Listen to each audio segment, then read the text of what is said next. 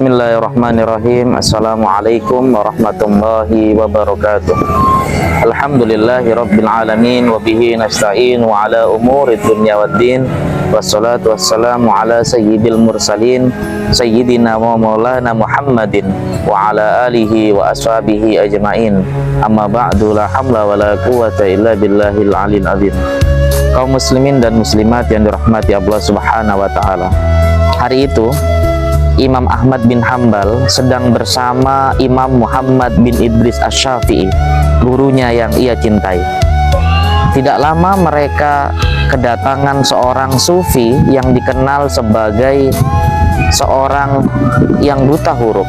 Sufi itu bernama Syaiban Ar-Rai. Syaiban datang dengan tampilan sederhana, khas para sufi pada umumnya.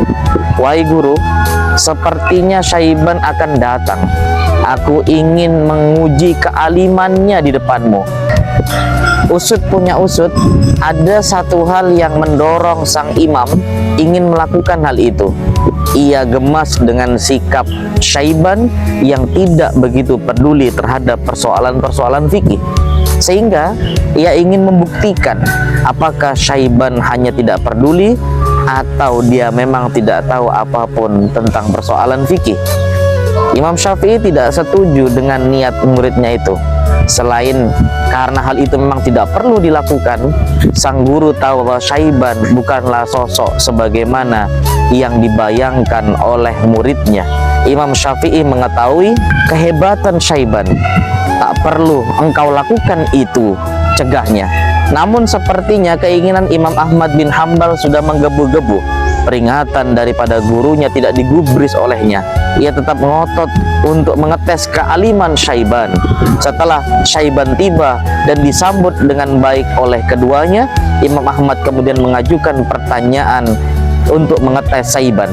Wahai Syaiban, apa pendapatmu tentang seseorang yang lupa melaksanakan salah satu dari kelima sholat fardu, sementara ia lupa sholat mana yang telah ia tinggalkan? Lalu apa kewajiban yang harus dia lakukan? Tanya Imam Ahmad bin Hambal. Suasananya sedikit menegangkan. Syaiban terlihat tetap tenang menghadapi pertanyaan yang diajukan kepadanya. Nampaknya ia segera akan memberikan jawaban terhadap pertanyaan yang diajukan oleh Imam Ahmad bin Hambal. Wahai Ahmad, itulah hati yang lalai kepada Allah.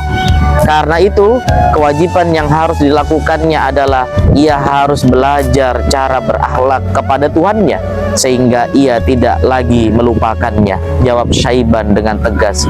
Hal yang tak disangka-sangka itu terjadi seketika, membuat Imam Ahmad bin Hambal tiba-tiba pingsan mendengar jawaban itu. Imam Syafi'i mengkondisikan tubuhnya dalam keadaan berbaring dan dalam keadaan nyaman. Syaiban pun pamit kepada sang imam untuk pergi.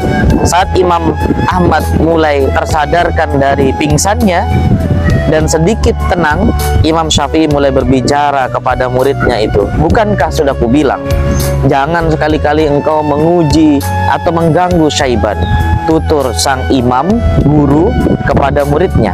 Imam Ahmad pun menyesali perbuatannya dan berjanji tidak akan mengulanginya. Kaum muslimin dan muslimat yang dirahmati Allah subhanahu wa ta'ala, kisah antara dua ahli fikih ini, yaitu Imam Syafi'i dengan Imam Ahmad bin Hambal dengan seorang sufi, dapat kita temukan dalam kitab Ar-Risalah Al-Qusairiyah karya Imam Abdul Karim Al-Qusairi. Apa hikmah yang bisa kita petik dari kisah ini? Salah satu hikmah yang bisa kita ambil dari kisah ini adalah agar kita tidak menilai seseorang tersebut hanya dari luarnya saja, hanya berdasarkan penglihatan sekilas kita. Don't judge a book from the cover. Jangan kita menilai orang hanya dari cover atau luarnya. Al-ibro bil jauhar, la bil madhar. Yang kita ambil itu adalah sesuatu yang menjadi substansi, bukan label, cover, ataupun bagian luar semata. Maka pelajarannya, kadang-kadang kita melihat orang dalam pandangan kita yang sekilas, itu tidak baik, malas, banyak kekurangannya. Ternyata di luar dari pandangan kita ada banyak kebaikan-kebaikan yang justru tidak kita lihat secara utuh dari dalam dirinya. Mudah-mudahan kita dengan demikian senantiasa menghadirkan sikap berhusnuzon kepada siapa saja, karena itulah bagian dari perintah kepada kita sebagai seorang yang beriman. Ya ayyuhalladzina amanu jtanibu katsiran minadh-dhon. Wahai orang-orang yang beriman, jauhilah kebanyakan daripadamu prasangka. Inna ba'dadh-dhonni ismun. Karena sebagian prasangka itu adalah dosa. Mudah-mudahan kita menjadi orang yang mampu menghadirkan kebaikan dengan cara menghadirkan pemikiran yang positif, berhusnuzon kepada siapapun juga yang ada di sekitar kita. Demikian, wallahu a'lam bishawab. Hadana wa iyyakum ajmain. Ihdinas siratal mustaqim. Wallahul muwaffiq ila aqwamit thoriq. Assalamualaikum warahmatullahi wabarakatuh.